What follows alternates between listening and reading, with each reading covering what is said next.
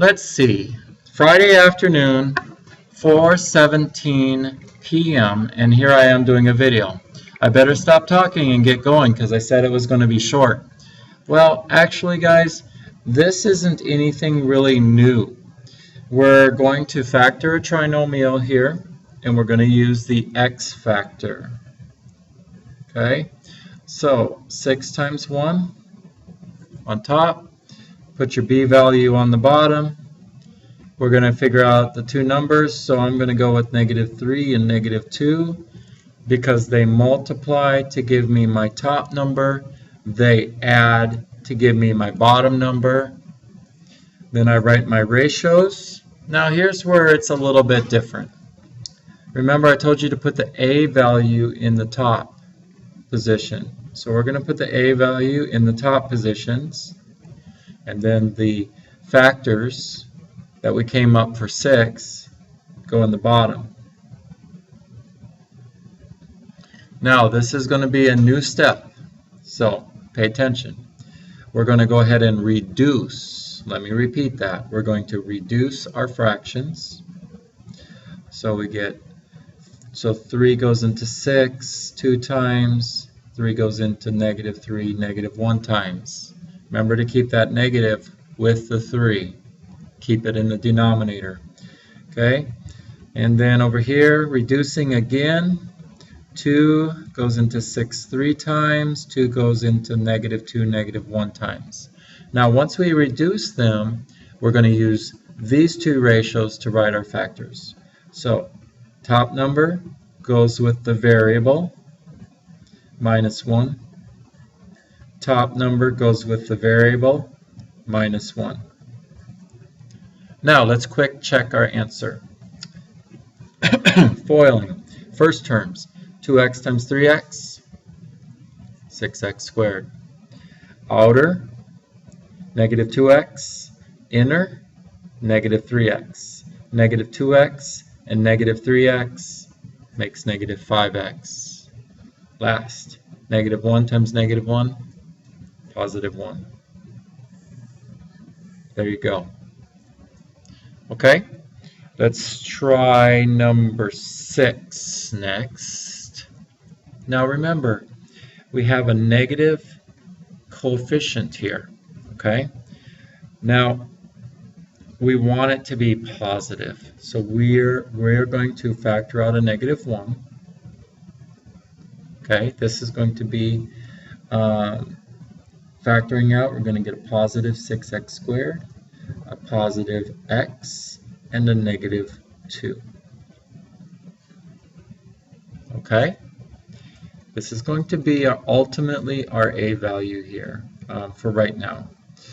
Now we're going to go ahead and factor this using the x factor. So a times c,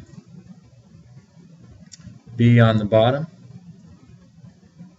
figuring out our numbers,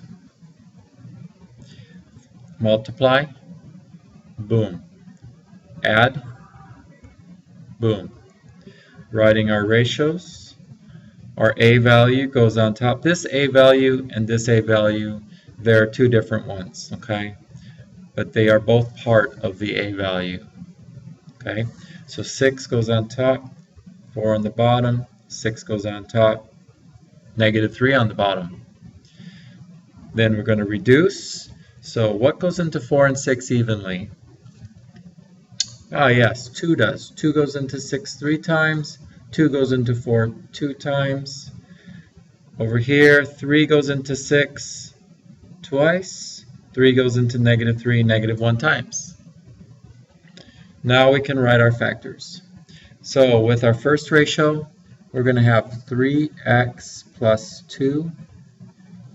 And with the second ratio, 2x minus 1. And then we will be done with that.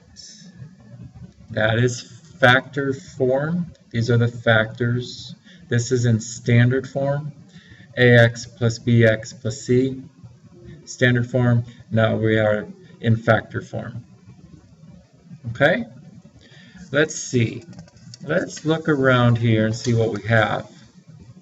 Maybe something different. Where are we at? 5 minutes right now? I think we'll do one more real quick here. We're not going to do this whole problem. But when you encounter a trinomial, always remember, when factoring, we're looking to simplify this first to make it easier. So notice that these are all divisible by 5.